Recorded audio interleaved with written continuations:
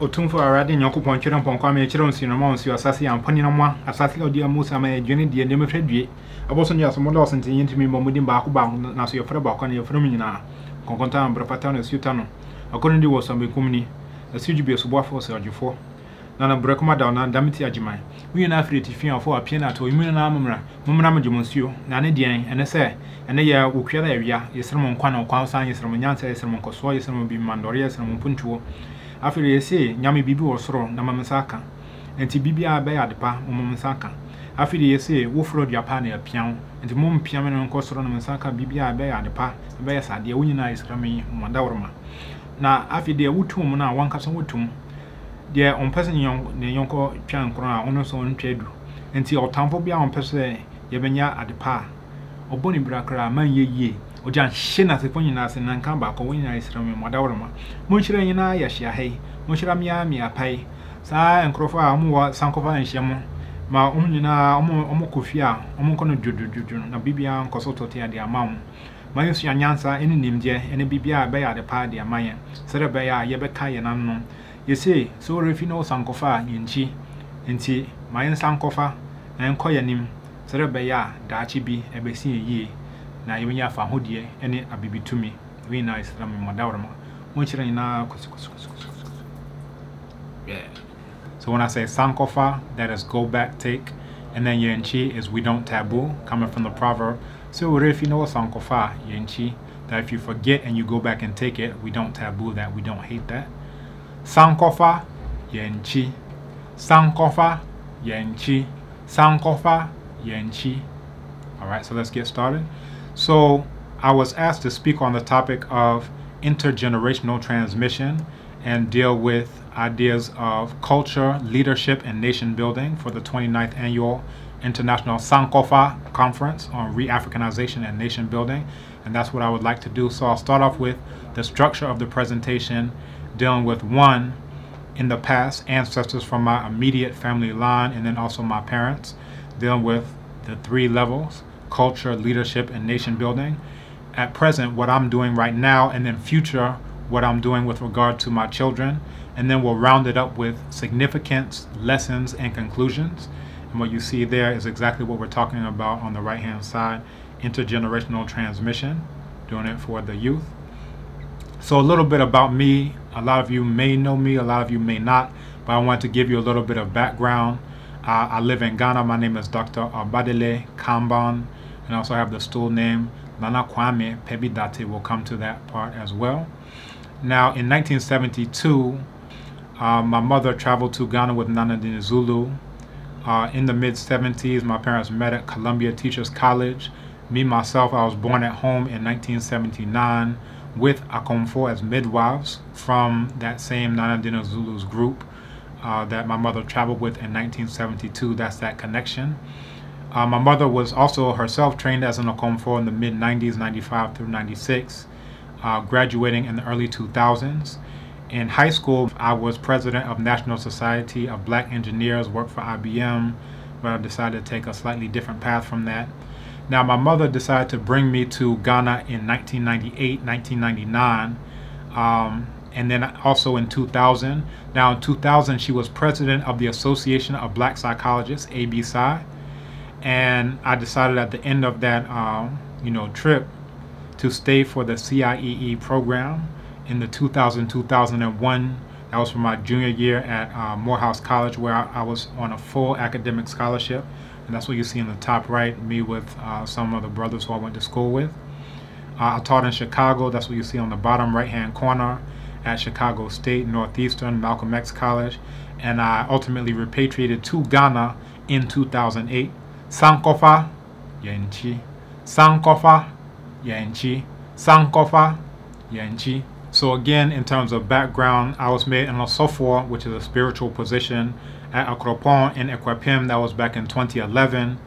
And then in 2012, I completed my PhD. That was from 2009, finished in 2012, on serial verb nominalization and Akan, is how serial verbs, a specific type of verb, is made into nouns in the language. And it was a vast survey, including Asante Chi, Ekwapim Chi, and Fanti. And for that work in 2012-2013, I earned the Vice Chancellor's Award for the best PhD thesis in the humanities.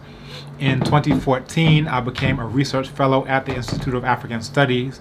And then also in that same year, I got married to my lovely and talented wife, Kala Kambon, and we have 3 children together, Ama, Kweku, and Akosia. In 2016, I became the editor-in-chief of the Ghana Journal of Linguistics, which is a position I still have to this day.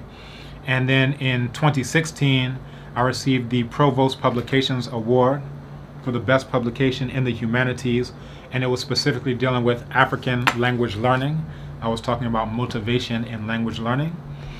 In 2016, I became a Ghanaian citizen, and what you see on the top right-hand corner is me shaking hands with the president of Ghana at that time as he's presenting to me the certificate of Ghanaian citizenship. In 2017, I was installed as the Bamohene Chidomhene, and that's at Ekwapim Mampong. In 2017, I was elected the Secretary of the African Studies Association of Africa. So that's just briefly to tell you a little bit about who is speaking to you. Now, what I want to go into is look at, as I mentioned, at the past, the present, and the future. So in terms of past, I want to look at ancestors in my immediate family line in terms of their contributions in the area of culture, in the area of leadership, and then also in the area of nation building. And I want to highlight just a few ancestors. Again, there are so many, but just a few who I think really I see myself as holding that mantle, holding that standard, and taking things forward. One is Ferrara Levi Mitchison Lord, and he was active in the UNIA and then also in the Paragon Credit Union. Now, he was born in Barbados, and upon hearing about Marcus Garvey and others, he visited Harlem, heard Garvey speak, and he joined the movement. That's the UNIA. Because he was proficient in shorthand, he became a transcriber of Garvey's speeches for the Negro world. In the fall of 1923, he was awarded the Order of the Knight Commander of the Cross of African Redemption. He assumed the role of Auditor General of the UNIA before being appointed Chancellor in 1923. He later helped to found the Paragon Credit Union, which I also speak about in Brooklyn, of which he was treasurer and manager. And what you see on the right-hand side is a visit to the gravesite of Marcus Garvey in Jamaica, and then another news article titled "Garveyites Meet in New York." And there you see my great-grandfather and my grandmother standing beside him to the left, to his left.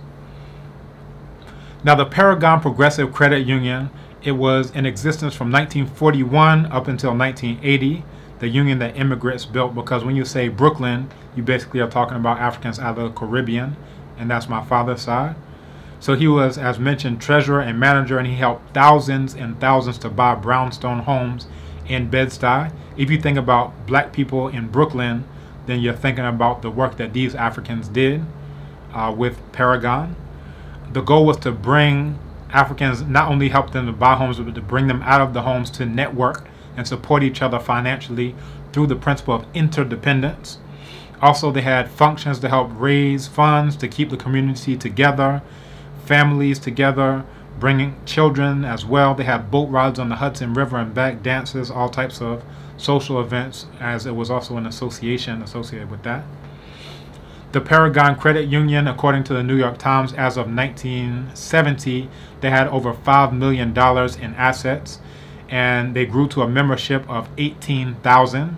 It was the largest credit union in the country, period, black or white or anything else.